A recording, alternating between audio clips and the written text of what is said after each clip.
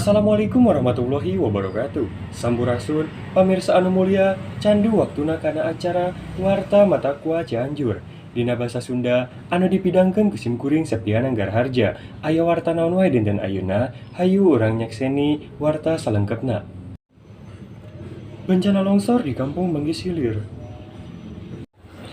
Dina poe Ahad geus kaliwat di Kampung Manggis Hilir, tepatna tebu 10 enjing parantos aya kajantenan anu ngahebohkeun warga salembur, kusabab ayana longsor dicaket pasawahan warga. Dina kajadian ieu sakedik hiji warga pupus anu jenenganan Bapak Sobri tukang kuli macul, sareng opat warga sanesna kedah dicana ka Cimandi kusabab tulang pananganana pateuh. Dina ayeuna kajadian ieu urang salarea teh kedah waspada dina segala hal, supados teu aya di kajantenan anu sarupa.